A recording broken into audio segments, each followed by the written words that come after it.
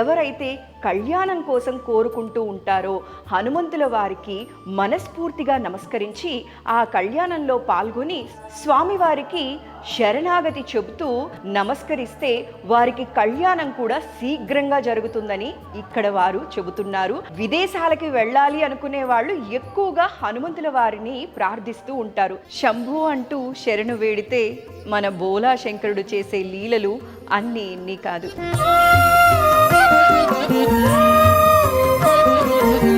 ఆయనని భక్తితో కొలవాలే కానీ ఎంతటి కష్టం నుంచైనా బయటపడేసి వారిని ఉన్నత స్థాయికి తీసుకెళ్లే శక్తి మన బోలా శంకరుడిది. స్వామివారికి మనం చక్కగా దర్శనం కానీ అభిషేకం కానీ చేసుకోవడం వలన మనకున్న సర్వ దోషాల నుంచి కూడా మనం విముక్తి పొందే ఒక గొప్ప అవకాశం మనకు ఉంటుంది. ఇప్పుడు మనం కాశీనగరానికి వెళ్ళి గంగలో మునిగితే మన పాపాలన్నీ కూడా పోతాయని అంటారు కదా. అదే గంగా జలాన్ని ఇక్కడ దాకా తీసుకొచ్చి మన స్వామివారికి ఆత్మలింగానికి గంగాజలంతో ఉదకాభిషేకం చేయడం వలన వీటన్నిటి నుంచి కూడా విముక్తి పొందే ఒక గొప్ప మార్గం మనకి ఈ స్వామివారికి అభిషేకం చేసుకోవడం వల్ల దొరుకుతుంది.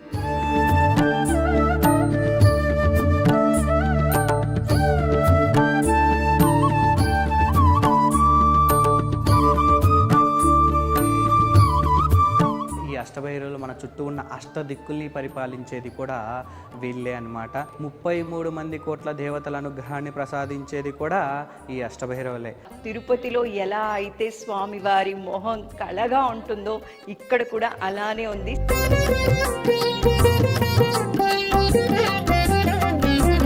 కళ్యాణ వెంకటేశ్వర స్వామి అంటే పెళ్ళి అనేదే కాదు, శుభకార్యాలు ఏది కలిగినా కూడా దాన్ని కళ్యాణం కిందే లెక్క వేస్తారు. భక్తుల యొక్క కష్టాలన్నీ పోగొట్టుకోవడానికి వాళ్ళు స్వామివారి దగ్గరికి వచ్చి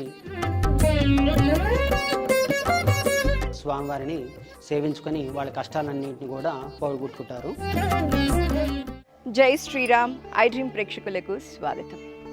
సత్యవాణి గారితో నేను వీడియోస్ చేసిన ప్రతిసారి మీలో చాలామంది నన్ను కమెంట్స్లో అడుగుతున్న విషయం ఏంటి అంటే, సత్యవాణి గారి దృఢ సంకల్పంతో నిర్మించినటువంటి మన హైదరాబాద్ మియాపూర్లో కొలువైనటువంటి ధర్మపురి క్షేత్రం గురించి పూర్తి వివరాలు అందించమని అడిగారు. ఈరోజు నేను మన హైదరాబాద్ మియాపూర్లో కొలువై ఉన్న ధర్మపురి క్షేత్రానికి విచ్చేశాను. మరి ఇక్కడ కొలువుదీరి ఉన్నటువంటి దేవతామూర్తులు అందరి గురించి ఈరోజు మనం తెలుసుకుందాం.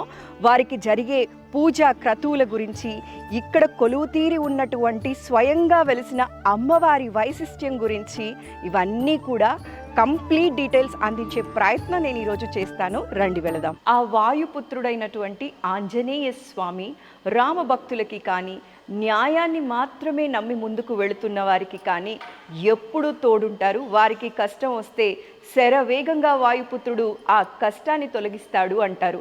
అయితే మన ధర్మపురి క్షేత్రమైనటువంటి ఈ క్షేత్రానికి క్షేత్రపాలకుడు ఆయనే.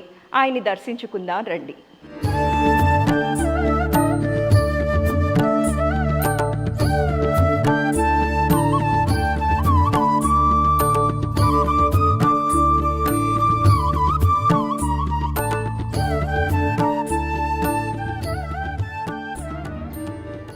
హనుమంతుల వారికి ఒంటె వాహనమని ఎంతమందికి తెలుసు?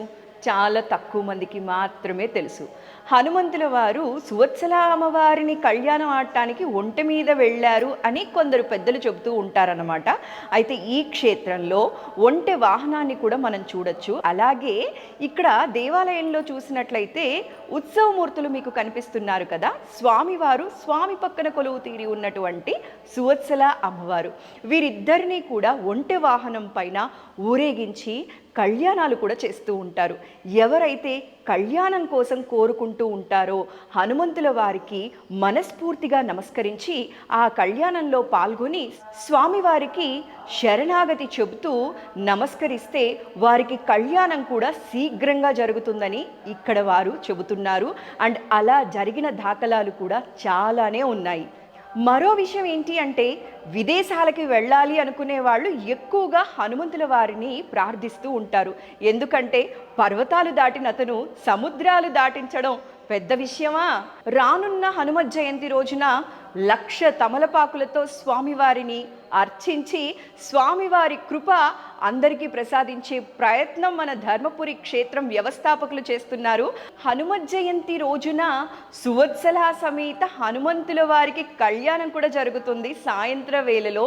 సో మీరందరూ కూడా ఇక్కడికి విచ్చేసి ఎవరైతే ప్రత్యేకంగా కళ్యాణం కోసం చూస్తూ ఉన్నారో లేదా విదేశీ యానం కోసం ప్రయత్నిస్తూ ఉన్నారో వారందరూ కూడా ధర్మపురి క్షేత్రానికి వెనకడుగు వేయకుండా ఆలోచించి వచ్చి మన కర్మని ఇక్కడ కడుక్కొని స్వామివారి అనుగ్రహం పరిపూర్ణంగా పొందొచ్చండి.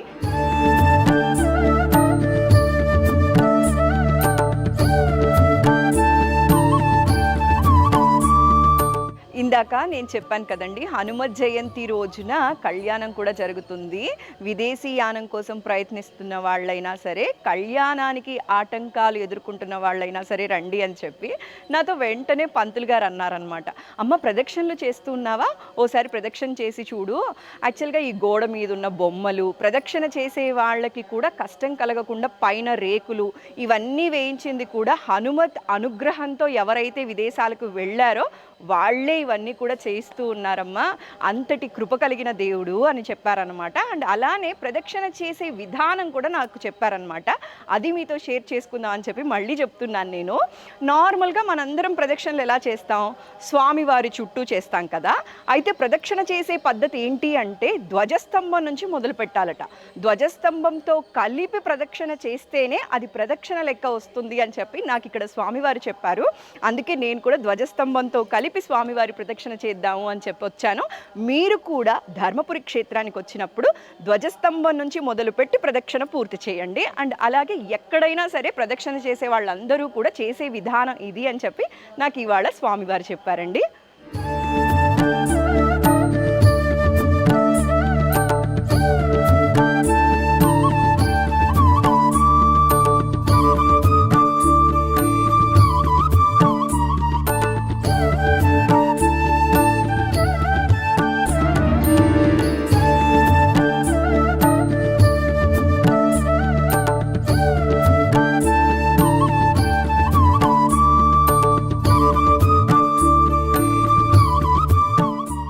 మన క్షేత్ర పాలకుడు హనుమంతుల వారి దర్శనం తరువాత ఇక్కడ పంచముఖి గాయత్రీదేవి అమ్మవారు దర్శనమిస్తారు. ఇక్కడ ఎప్పుడూ కూడా నిత్యం హోమాలు జరుగుతూనే ఉంటుంది. చక్కగా ఆ వేదం వినిపిస్తూ ఉంటుంది. ఎంతో హాయిగా అనిపిస్తుందండి. నిత్య గాయత్రి చేసుకునే వారందరూ కూడా ఇక్కడికి విచ్చేసి అమ్మవారి కృపకి పాత్రులు కావచ్చు.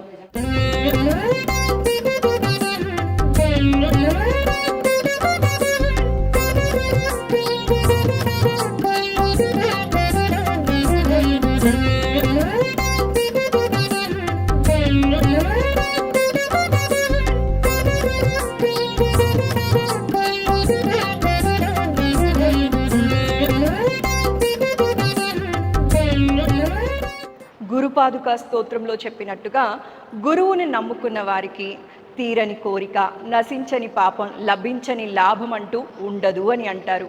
అయితే ఈరోజు ఇక్కడ మనకి ధర్మపురి క్షేత్రంలో గాయత్రి ఉపాసకులు సింహాచలంలో దాదాపుగా 500 సంవత్సరాలు పైగా జీవించి జటల సాధువుగా అందరికీ కూడా చాలా ప్రాముఖ్యత చెందినవారు.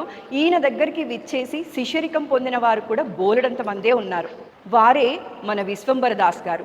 ఎవరైతే గురు కృప కోసం ఎదురు చూస్తూ ఉంటారో, గురువుని ఆశ్రయించాలి అనుకున్నారో వారందరూ కూడా ధర్మపురి క్షేత్రంలో విశ్వంబర దాస్ గారి దగ్గరికి విచ్చేసి కాసేపు ధ్యానం చేసి మీ పాపాలు నశించేలా మన కర్మలని వారి పాదాల దగ్గర వదిలి మన కోరికల్ని చెప్పుకుంటే తప్పక తీరుతాయని ఇక్కడ ధర్మపురి క్షేత్రానికి విచ్చేసే భక్తుల నమ్మకం.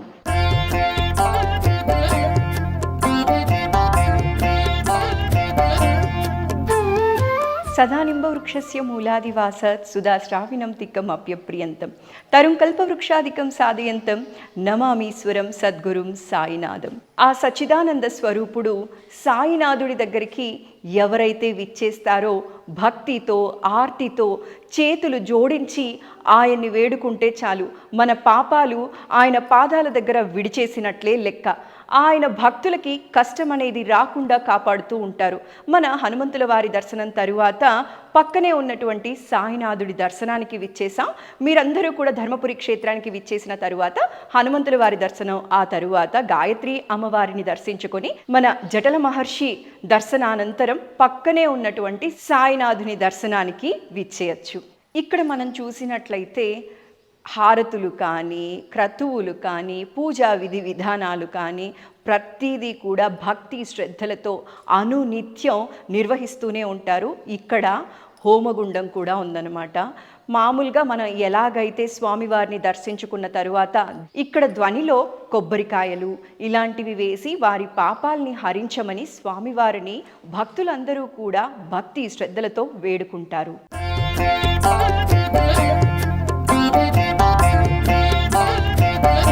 బ్రహ్మ విష్ణు మహేశ్వరుల స్వరూపమే మన దత్తస్వరూపం. షిరిడి సాయినాథుని దర్శనానంతరం ఇక్కడ దత్తస్వరూపాన్ని మనం దర్శించుకోవచ్చు. ఇక్కడ ప్రశాంతంగా కూర్చొని ఓ 5 నిమిషాల పాటు ధ్యానం చేసుకొని స్వామివారి కృపకి కూడా పాత్రులవ్వచ్చు. ఇక్కడ దర్శన అనంతరం మన క్షేత్రంలోని మిగతా దేవతామూర్తుల్ని కూడా దర్శించుకుందాం రండి.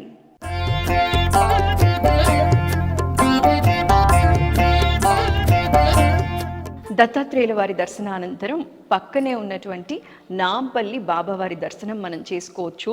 ఇక్కడికి వారి భక్తులు చాలామంది విచ్చేసి వారి శిష్యులందరూ కూడా నిత్యం ధ్యాన పారాయణాలు చేసుకుంటూ నాంపల్లి బాబావారి కృపని పొందుతూ ఉంటారు.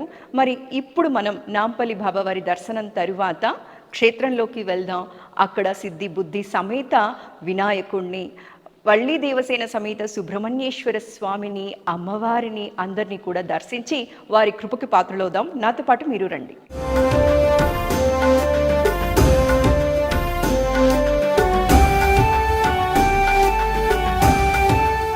మన ధర్మపురి క్షేత్ర పాలకుడైనటువంటి మన హనుమంతుల వారి దర్శన అనంతరం గాయత్రి అమ్మవారిని దర్శించుకున్నాం. అలానే గురువులందరి దర్శనం తరువాత ఇప్పుడు ఇక్కడికి విచ్చేసామన్నమాట. సిద్ధి బుద్ధి సమేత జ్ఞాన గణపతి దర్శనం చేసుకున్నాం. ఇక్కడ చూసినట్లయితే అలంకరణతో స్వామివారు చాలా చక్కగా కనిపిస్తూ ఉన్నారు. సాధారణంగా చాలా ఆలయాల్లో మనకి ఎలా దర్శనం ఇస్తారు? గణపతి దర్శనం మాత్రమే మనకి జరుగుతూ ఉంటుంది. మూషిక వాహనాన్ని దర్శించుకుంటూ ఉంటాం. అయితే ఇక్కడ ప్రత్యేకత ఏంటి అంటే సిద్ధి బుద్ధి సమేతంగా స్వామివారు కొలువు తీరి ఉంటారనమాట. ఎవరైతే సత్కళ్యాణం కోసం స్వామివారి ఆశీస్సుల కోసం ఎదురు చూస్తూ ఉన్నారో వారందరూ కూడా ఒక్కసారి ఇక్కడికి విచ్చేసి స్వామివారి కృపని పొంది మీరు కళ్యాణ ప్రయత్నాలు చేస్తే ఎటువంటి ఆటంకాలు రాకుండా సత్కళ్యాణం జరుగుతుందని కూడా ఇక్కడ భక్తులు నమ్ముతారు.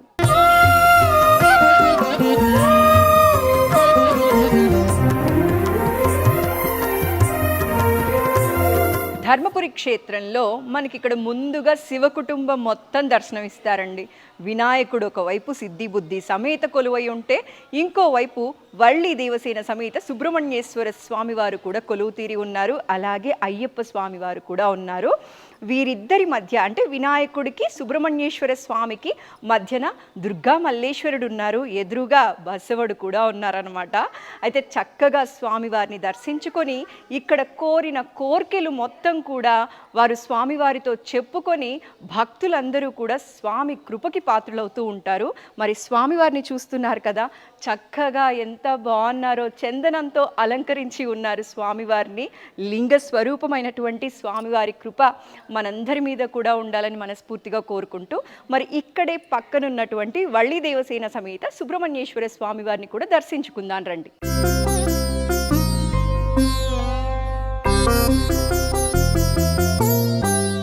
వల్లి దేవసేన సమేత సుబ్రహ్మణ్యేశ్వర స్వామి వారిని ఆరాధించిన వారికి తక్కువ ఏమీ ఉండదు అని అంటారండి. వ్యాపార అభివృద్ధి కోసమైనా, కళ్యాణం కోసమైనా, పిల్లల కోసమైనా ఆ కార్తికేయుణ్ణి మనసారా స్మరించిన వారికి ఆయన అభయహస్తం అందిస్తారు అని పెద్దల మాట. అయితే ఇక్కడ మన ధర్మపురి క్షేత్రంలో మయూర వాహనం ఎదురుగా ఉండగా స్వామివారు చక్కగా వల్లి దేవసేన సమేత శూలాయుధంతో కొలువు తీరి ఉన్నారనమాట. ఆయన అనుగ్రహం మీరు పొందాలంటే ఖచ్చితంగా ఇక్కడికి వచ్చి ఆయన్ని దర్శించుకోవాల్సిందే. ఇక్కడ అనుభూతి నేనైతే నిజంగా మాటల్లో చెప్పలేనండి. మీరు స్వయంగా వచ్చి ఆ అనుభూతి పొందితే మాత్రమే మీరు అది ఫీల్ అవ్వగలరని నేను బల్లగుద్ది చెప్పగలను. అంత ప్రశాంతంగా ఉంది ఇక్కడ వాతావరణం కూడా. సో నేనైతే స్వామివారి దర్శనం చేసుకున్నాను. మరి ఇప్పుడు అమ్మవారి దర్శనానికి వెళ్దాం రండి.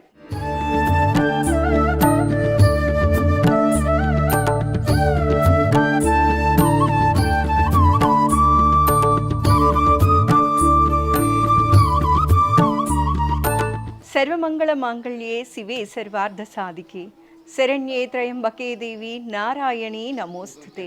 అమ్మవారికి శరణాగతితో ఆర్తితో మోకరిల్లి నమస్కరిస్తే ఎలాంటి కష్టం నుంచైనా కడతేరుస్తుంది ఆ మహాతల్లి.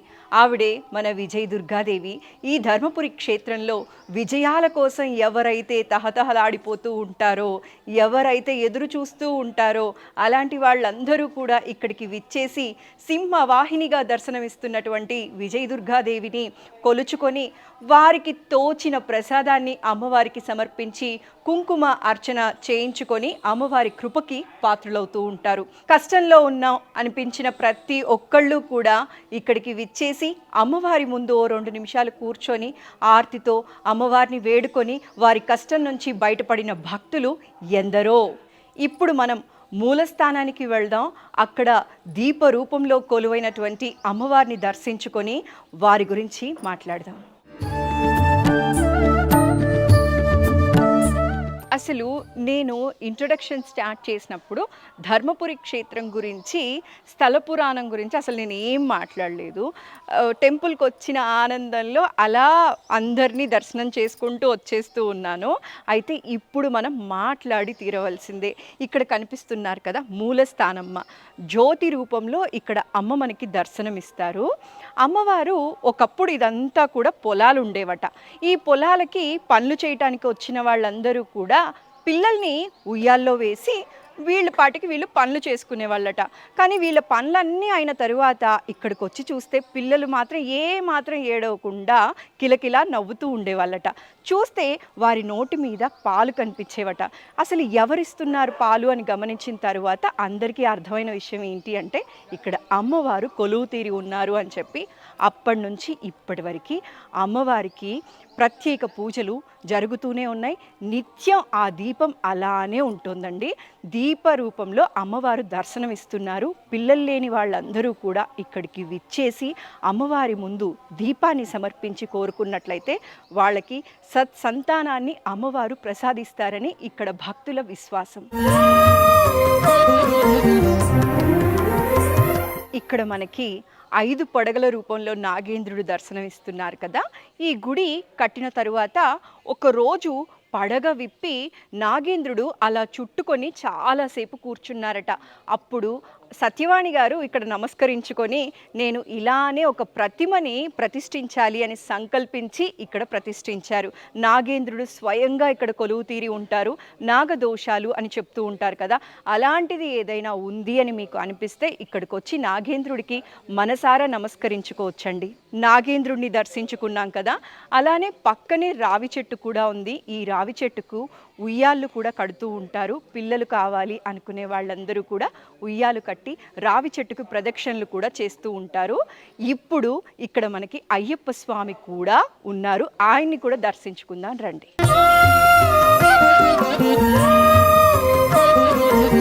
స్వామియే శరణమయ్యప్ప అంటూ శరణు వేడిన భక్తులకి ఆయన అభయహస్తం ఎప్పుడూ ఇస్తూనే ఉంటారు. ధర్మం వైపు నడిపించే ఆయనే మన అయ్యప్ప స్వామి. మనం అమ్మవారిని దర్శించుకున్న తరువాత ఇక్కడ అయ్యప్ప స్వామిని దర్శించుకోవచ్చు.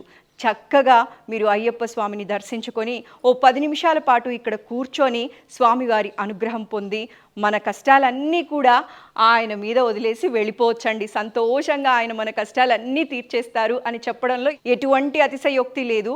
మనం మనస్ఫూర్తిగా ఆయన్ని నమ్మాలి అంతే. స్వామియే శరణమయ్యప్ప. అయ్యప్ప స్వామిని దర్శించుకున్నాం కదా. అయితే ఇప్పుడు ఇక్కడి నుండి మనం కాలభైరవులు, అష్టభైరవుల దగ్గరికి వెళదాం. అలాగే వెంకటేశ్వర స్వామి కూడా కొలువు తీరి ఉన్నారు. ఆయన్ని కూడా దర్శించుకుందాం రండి.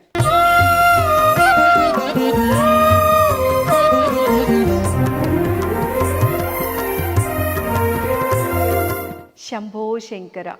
శంభో అంటూ శరణు వేడితే మన బోలా శంకరుడు చేసే లీలలు అన్నీ ఇన్ని కాదు. ఆయనని భక్తితో కొలవాలే కానీ ఎంతటి కష్టం నుంచైనా ఎలాంటి అపమృత్యు దోషం నుంచైనా సరే బయటపడేసి వారిని ఉన్నత స్థాయికి తీసుకెళ్లే శక్తి మన బోలాశంకరుడిది. అయితే ఇప్పుడు మన ధర్మపురి క్షేత్రంలో ఆత్మలింగేశ్వర స్వామిని మనం దర్శించుకుంటున్నాం. స్ఫటికతో చాలా పెద్దగా కనిపిస్తుంది. భారతదేశంలోనే మొట్టమొదటి స్ఫటికతో ఇంత పెద్ద లింగం అని చెప్పడంలో ఎటువంటి అతిశయోక్తి లేదండి. ఎందుకంటే మనం మరకత లింగం చూసాం, రకరకాల లింగాలు చూస్తూ ఉంటాం. అయితే స్ఫటిక లింగానికి ఉన్న గొప్పతనం గురించి చెప్పాలి అంటే మన శరీరంలోని నెగటివిటీ అయినా ఆత్మలో ఉన్న నెగటివిటీనైనా సరే తీసేసే శక్తి స్ఫటికకి ఉంటుంది. అయితే ఇక్కడ ఆత్మలింగేశ్వర స్వామి వారిని ఎవరైనా దర్శించుకున్నట్లయితే దృష్టి దోషాలు కానీ అనారోగ్య సమస్యలు కానీ మనసు బాలేక రకరకాలుగా ఆలోచిస్తూ ఉంటాం. నెగిటివ్ థాట్స్ అనేవి ఎప్పుడు బుర్రలో తిరిగే వాళ్ళు కానీ డిప్రెషన్లో ఉన్న వాళ్ళు ఎవరైనా సరే, అంటే టైం బాగాలేదు అంటారు చూసారా, అరటి పన్ను కొరికినా కూడా పన్ను విరిగిపోతుంది అండి అన్న వాళ్ళందరూ కూడా ఇక్కడికి వచ్చి దర్శనం చేసుకుంటే బ్యాడ్ టైం కూడా గుడ్ టైంగా మారి మంచి యూటర్న్ తీసుకొని లైఫ్లో సక్సెస్ వైపు అడుగులు వేస్తారు అనేది ఇక్కడ భక్తుల నమ్మకం అండి. అలానే స్వామివారు ఇక్కడ కొలువు తీరారు. ఎదురుగా మన బసవన్న కూర్చొని ఉన్నారు. చుట్టూ అష్ట భైరవులు ఉన్నారండి. మామూలుగా కాలభైరవాష్టకం చదివినప్పుడే మనకి అర్థమవుతుంది భైరవుని గొప్పతనం ఏంటో.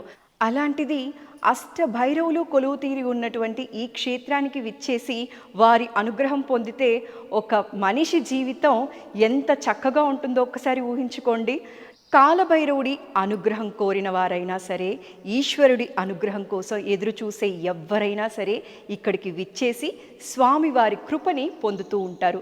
స్వామివారిని అనునిత్యం అభిషేకంతో, అర్చనతో, హారతితో ఆరాధించి సేవించే ఇక్కడి ప్రధాన అర్చకులు సిజే శర్మ గారు ఉన్నారు. వారితో మాట్లాడదాం. నమస్కారం అండి.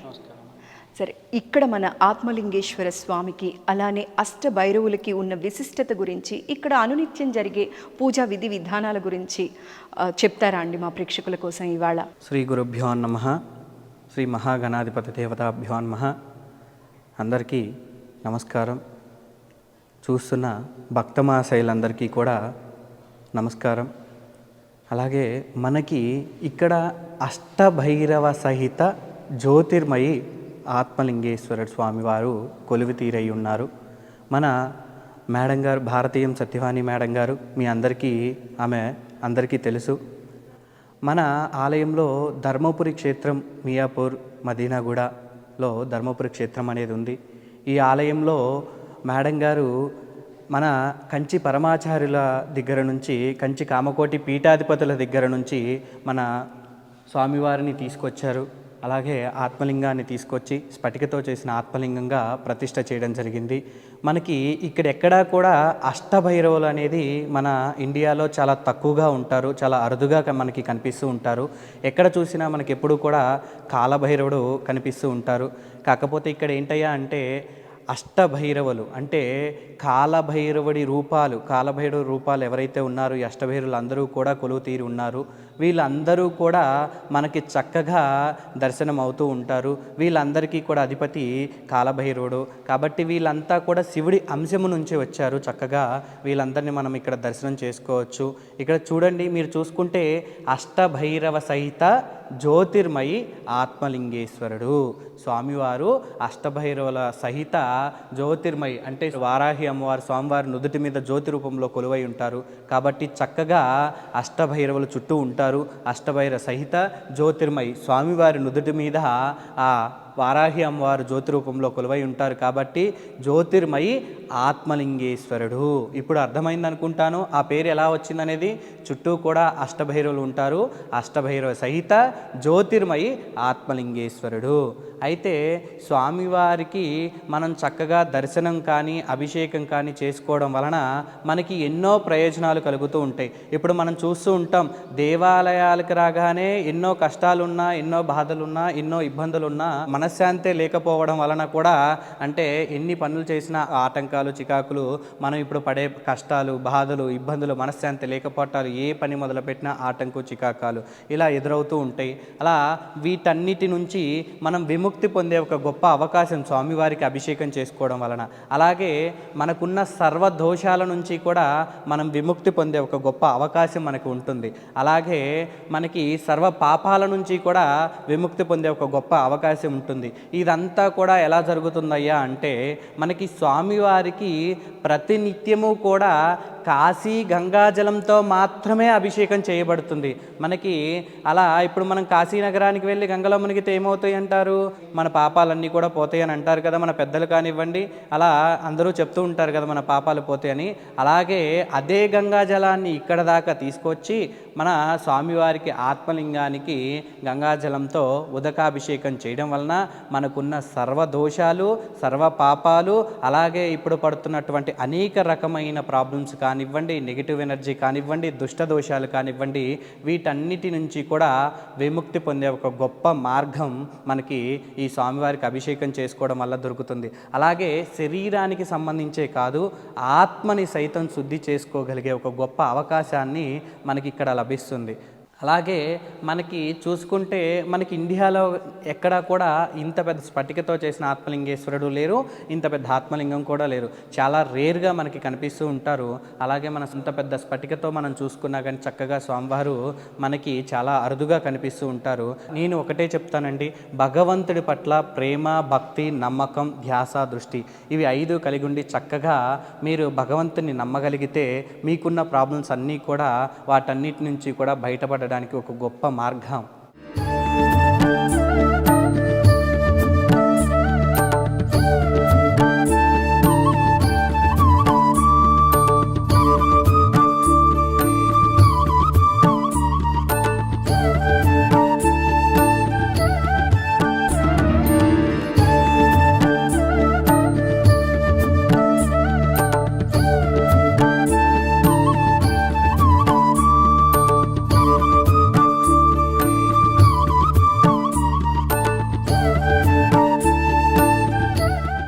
వరకు మనం ఆత్మలింగేశ్వర స్వామి వారి గురించి తెలుసుకున్నాము.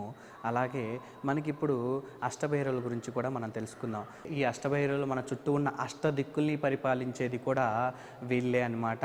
అలాగే మనం శరీరంలో ఉన్న నెగిటివ్ ఎనర్జీ బారి నుంచి కాపాడేది కూడా వీళ్ళే, దుష్ట దోషాల నుంచి కాపాడేది కూడా వీళ్ళే. అలాగే మన ఏదైతే సర్వదోషాలు ఉంటాయో ఆ సర్వదోషాల బారి నుంచి కాపాడేది కూడా వీళ్ళే. అలాగే మనకి సర్వదోషాలే కాకుండా సర్వ పాపాల నుంచి కాపాడేది కూడా ఈ అష్టభైరవులే. అలాగే 33 మంది కోట్ల దేవతల అనుగ్రహాన్ని ప్రసాదించేది కూడా ఈ అష్టభైరవులే. అలాగే ఈ భైరవుల్లో మొదటిగా అసితాంగ భైరవుడు. ఈయన ఏం చేస్తారయ్యా అంటే ఈయన వాహనం వచ్చేసి హంస ఉంటుంది. ఆ హంస ఎవరికి ఉంటుంది? మనకి సరస్వతీమాతకు ఉంటుంది. అంటే సరస్వతీమాత కృపాకటాక్షాన్ని అనుగ్రహాన్ని సరస్వతీమాత అనుగ్రహాన్ని మనకి కలిగించేది అసితాంగ భైరవుడు. అలాగే మనకి రురు భైరవుడు. రురు భైరవ వాహనం వృషభం ఉంటుంది. దత్తాత్రేయ స్వామివారి అనుగ్రహాన్ని కానివ్వండి, అలాగే నటరాజస్వామి అనుగ్రహాన్ని కానివ్వండి, రురు భైరవుడు అంటే పేరులో ఉన్న పరమేశ్వరులో ఒక భాగమైన రుద్ర అనుగ్రహాన్ని ప్రసాదించేది కూడా ఆ రురు భైరవుడే. అలాగే మనలో ఉన్న రౌద్రాన్ని కంట్రోల్ చేసేది కూడా ఆయనే. తర్వాత చండ భైరవుడు. ఈయన మనలో ఉండే చండాలాన్నే కాకుండా విశ్వంలో ఉండే చండాలాన్ని అంతటినీ కూడా అరికట్టేది, అంటే ఆ విశ్వంలో ఉండే చండాలాన్ని అంతటినీ నాశనం చేసేది ఈయనే.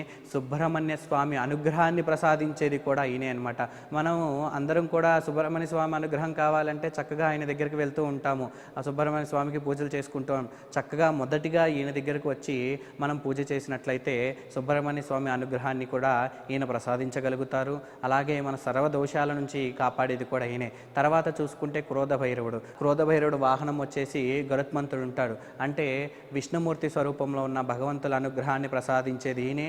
అలాగే మనలో ఉన్న క్రోధాన్ని కంట్రోల్ చేసేది కూడా ఈయనే. తర్వాత చూసుకుంటే ఉన్నత్త భైరవుడు. ఈయన వాహనం వచ్చేసి గుర్రము ఉంటుంది. ఆ గుర్రము ఎవరికి ఉంటుందో మనకి సూర్య భగవానుడికి ఉంటుంది. చక్కగా ఈ సూర్య భగవానుడు అంటే గ్రహాలన్నిటికీ కూడా అధిపతి అధిపతి కాబట్టి మన ఆరోగ్యాన్ని ప్రసాదించేది ఉన్నత భైరవుడే. అలాగే శనిగ్రహ దోషం నుంచి కాపాడేది కూడా ఆయనే. అలాగే చెప్పుకుంటూ పోతే మన ఇంద్రియాలని సైతం, మన కోరికల్ని సైతం కంట్రోల్ చేసేది కూడా ఉన్నత భైరవుడే. తర్వాత కపాల భైరవుడు, లక్ష్మీదేవి ఇంద్రుడు అనుగ్రహాన్ని ప్రసాదిస్తాడు. అలాగే చక్కగా మనకి కపాలం అంటే మన ఆలోచన విధానాన్ని కంట్రోల్ చేసి మన కపాల మోక్షాన్ని ప్రసాదించేది కూడా కపాల భైరవుడే. తర్వాత చూసుకుంటే భీషణ భైరవుడు, చక్కగా ఈ భీషణ భైరవుడు ఎవరైతే ఉన్నారో ఈయన వాహనము సింహం ఉంటుంది. అలాగే ఈయన అమ్మవార్లందరి అనుగ్రహాన్ని ప్రసాదిస్తాడు. అలాగే మనలో ఉన్న ఉగ్రాన్ని అంటే భీషణము అంటే గర్జించడము, మనలో ఉండే కోపాన్ని ఉగ్రాన్ని కూడా కంట్రోల్ చేసేది భీషణ భైరవుడే. తర్వాత సంహార భైరవుడు. సంహార భైరవుడు అంటే ఈ ఏదైతే మనము చెడుని భూమి మీదకి సంహరించడానికి, మనలో ఉన్న చెడునే కాకుండా చెడునంతటిని కూడా సంహరించడానికి భూమి మీదకి వచ్చాడు కాబట్టి ఆయన సంహార భైరవుడిగా పిలువబడుతున్నాడు. ఆయనే మరొక పేరు కాలభైరవుడిగా కూడా పిలువబడతాడు. అంటే ఈ అష్టభైరవులందరికీ కూడా అధిపతి. ఈయన కాలాన్ని సైతం కంట్రోల్ చేసే శక్తి ఈయన చేతుల్లో ఉంటుంది.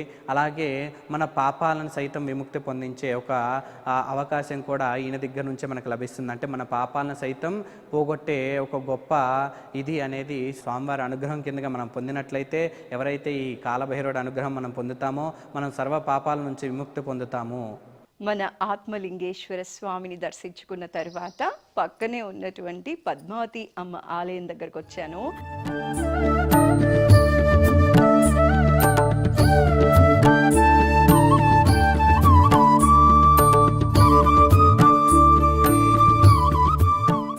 ఇక్కడ అమ్మని చూస్తుంటే అసలు కళ్ళ నిండా అమ్మవారి రూపాన్ని అలా నింపేసుకోవచ్చండి. మనసు చాలా సంతోషంగా ఉంది. అమ్మవారు నిజంగా అక్కడ కూర్చొని ఉన్నట్టే అనిపించింది నాకైతే. కళ్ళు కానీ అలంకారం కానీ చాలా చక్కగా ఉంది. గజవాహనం ఉందన్నమాట ఎదురుగా. గజవాహనం పైన శ్రీచక్రం పెట్టి ఆ శ్రీచక్రానికి కుంకుమార్చన అనేది ఇక్కడ అర్చకులు నిత్యం చేస్తూ ఉన్నారు. అయితే ఇక్కడ అమ్మవారిని దర్శించుకుని అమ్మవారి దగ్గర కోరికలు చెప్పుకున్నట్లయితే త్వరగా తీరుతాయని ఇక్కడ భక్తుల నమ్మకం.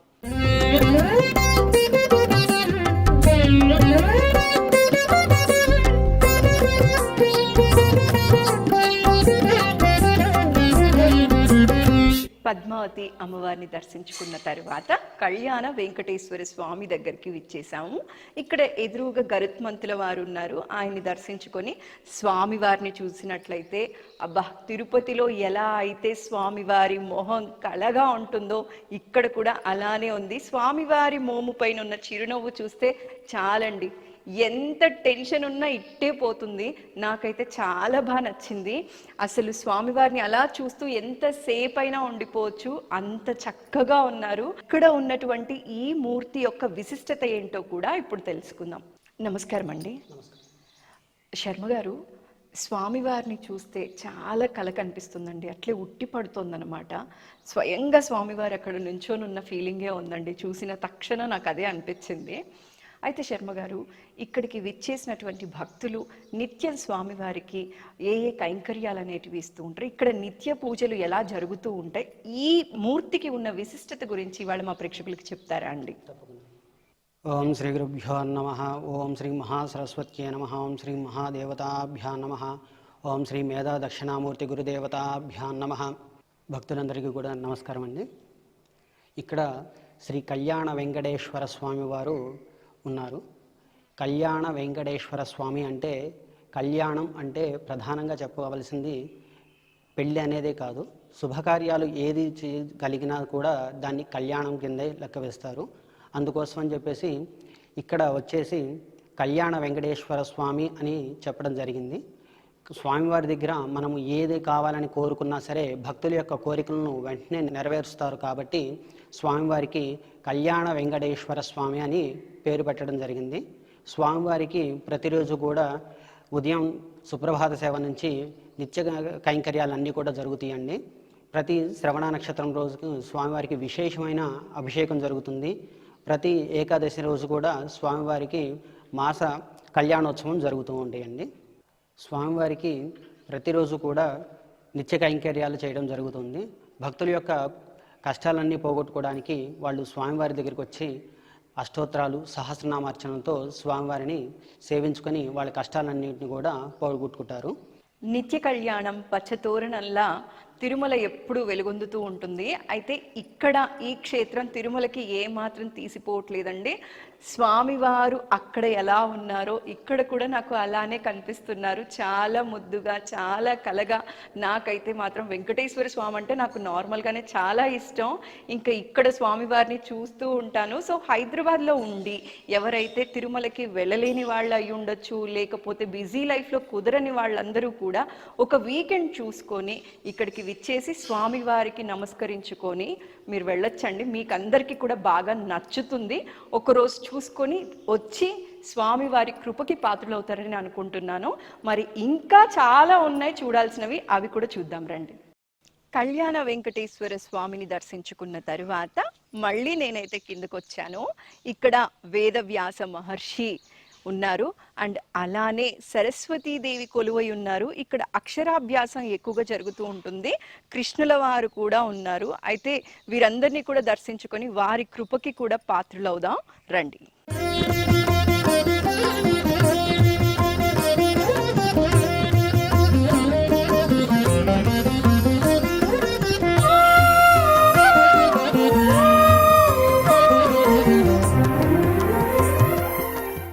ధర్మపురి క్షేత్రంలో కొలువుదీరి ఉన్నటువంటి దేవతామూర్తులందరి దర్శనం చేసుకుంటూ ఇక్కడికి వచ్చాం. మన హంసవాహిని సరస్వతి అమ్మవారిని చూస్తున్నారు కదా, ఎంత చక్కగా ఉన్నారో. వీణని ధరించి ఎదురుగా శ్రీచక్రం ఉంది. ఆ శ్రీచక్రానికి కూడా నిత్యం కుంకుమార్చన అనేది ఇక్కడ అర్చకులు చేస్తూ ఉంటారు. ఇక్కడ ఎక్కువగా అక్షరాభ్యాసాలు జరుగుతూ ఉంటాయండి. ఎన్ఆర్ఐస్ కూడా ఇక్కడికి విచ్చేసి మన జ్ఞాన సరస్వతి సాక్షిగా అక్షరాభ్యాసాన్ని చేస్తూ ఉంటారు. మరి ఇక్కడే పక్కన ఆదిశంకరాచార్యుల వారు ఉన్నారు. వారిని కూడా దర్శించుకుందాం రండి.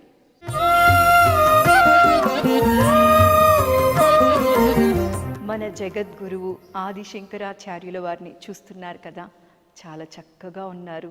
ఆయన కృప ఎప్పుడు మనందరిపైన ఉండాలని మనస్ఫూర్తిగా కోరుకుంటున్నానండి. శివుని స్వరూపంగా భావిస్తారు ఆదిశంకరాచార్యుల వారి శిష్యులు. ఈయన మన హైందవ ధర్మానికి చేసిన సేవలు చిరస్మరణీయం అండి. ఆదిశంకరాచార్యుల వారిని మొక్కిన తరువాతనే మన పూజా విధి విధానాలు కూడా షోడశోపచార పూజ చేస్తున్నప్పుడు సైతం మొదట ఆదిశంకరాచార్యుల వారిని నమస్కరించుకున్న తరువాతనే నిత్య పూజలు అనేవి చేస్తూ ఉంటారు చాలామంది. అలాంటి ఆదిశంకరాచార్యుల వారిని కూడా మనం ఇక్కడ దర్శించుకోవచ్చు. ఇవాళ ధర్మపురి క్షేత్రంలో అన్ని దేవేరులని చూస్తూ దేవతామూర్తులని దర్శిస్తూ నేను ఇలా ఆదిశంకరాచార్యుల వారి దగ్గరకు వచ్చాను. మరి ఆదిశంకరాచార్యుల వారిని దర్శించుకున్నాం కదా, ఇప్పుడు గోవిందరాజస్వామి వారిని కూడా దర్శించుకుందాం.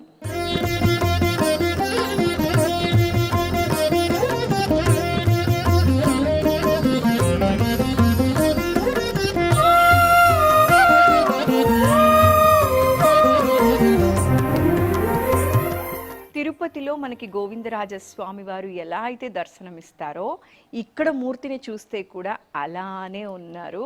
సో గోవిందరాజస్వామి వారిని దర్శనం చేసుకోవడం మాత్రం మర్చిపోకండి. ధర్మపురి క్షేత్రం ఫినాన్స్ మినిస్టర్ అన్నమాట గోవిందరాజస్వామి వారు. ఎవరికైనా రుణ బాధలు ఉన్నా కూడా, ఫినాన్షియల్గా అప్స్ అండ్ డౌన్స్ చూస్తున్న వాళ్ళు, వ్యాపార అభివృద్ధి కోరుకున్న వాళ్ళందరూ కూడా గోవిందరాజస్వామి వారిని నమస్కరించుకుంటే అలాంటి బాధల నుంచి బయటపడి ధన సమస్యలు అనేవి ఉండవు అని చెప్పి పెద్దల మాట. కాబట్టి ధర్మపురి క్షేత్రానికి వచ్చినప్పుడు మీరు అన్ని దేవాలయాలు చూస్తారు, కానీ గోవిందరాజస్వామి వారిని చాలా మటుకు మిస్ అయిపోతూ ఉంటారు. ఈసారి ధర్మపురి క్షేత్రానికి వచ్చినప్పుడు అయితే గోవిందరాజస్వామి వారిని దర్శించుకోవడం మర్చిపోకండి.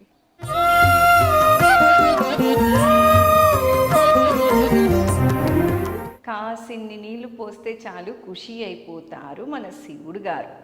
అయితే బోలా శంకరుణ్ణి ఏ వరం కోరాలి అన్నా కూడా ముందుగా చెంబుడు నీళ్ళు అనేది ఆయనకి సమర్పించాలి అని చెప్పి భక్తులు నమ్ముతూ ఉంటారు. ఇక్కడ అరుణాచలేశ్వర స్వామిగా పిలువబడే శివుణ్ణి మనం చూస్తూ ఉన్నాం. రుద్రాక్ష మాలని సమర్పించారు స్వామివారికి. అలాగే నాగ పడగ కూడా సమర్పించి ఉన్నారు. రాగిలో చేయించి ఉన్నారనమాట నాగ పడగ అయితే. సో నేను కూడా రావి చెంబుతో స్వామివారికి నీళ్లు సమర్పిస్తే చాలా మంచిది అంటారు. ఇక్కడే రావి చెంబుతో నీళ్ళు అనేవి ఉంటున్నాయి. ఇక్కడికి విచ్చేసిన భక్తులందరూ కూడా తమ స్వహస్తాలతో రావి చెంబుతో నీళ్ళని స్వామివారికి సమర్పిస్తారండి. మహాదేవ శంభో శంకర హర హర మహాదేవ శంభో శంకర హర హర మహాదేవ శంభో శంకర హర హర మహాదేవ శంభో శంకర. ధర్మపురి క్షేత్రానికి విచ్చేసే భక్తులందరూ కూడా మొదట క్షేత్ర పాలకుడైనటువంటి హనుమంతుల వారి దర్శనంతో మొదలుపెట్టి ఇక్కడ అరుణాచలేశ్వర స్వామి వారికి రావి చెంబుతో చారెడు నీళ్లు పోస్తూ వారి దర్శనాన్ని ముగిస్తారు. దీని తరువాత ఇక్కడ ధ్యాన మందిరం అనేది ఉంది. శివబాలాజీ యోగి ఇక్కడ మనకి దర్శనం ఇస్తారు. ధ్యానం చేసుకునే వాళ్ళందరూ కూడా స్వామివారికి నీరు సమర్పించిన తరువాత ధ్యానం చేసుకొని వారి క్షేత్ర దర్శనాన్ని ముగిస్తారండి. మామూలుగా ఏ గుడికి వెళ్ళినా ఒక్క దేవుణ్ణి మాత్రమే మనం దర్శనం చేసుకుంటాం. కానీ ఇక్కడ ఎలా ఉందో తెలుసా? పంచభక్ష పరమాణాలతో భోంచేసినట్టుగా ప్రతి దేవీ దేవేరులని కూడా మనం ఇక్కడ దర్శనం చేసుకోవచ్చండి. హనుమంతుల వారు, గాయత్రీదేవి, షిరిడి సాయిబాబా, దత్తాత్రేయుల వారు, ఇంకా కళ్యాణ వెంకటేశ్వర స్వామి, కాలభైరవులు, అష్టభైరవులు, ఎంతమంది, ఎన్ని పుణ్యక్షేత్రాలు, సరస్వతీ అమ్మవారు, ఆదిశంకరాచార్యులు, కృష్ణుడు, గోశాల కూడా ఉందండి.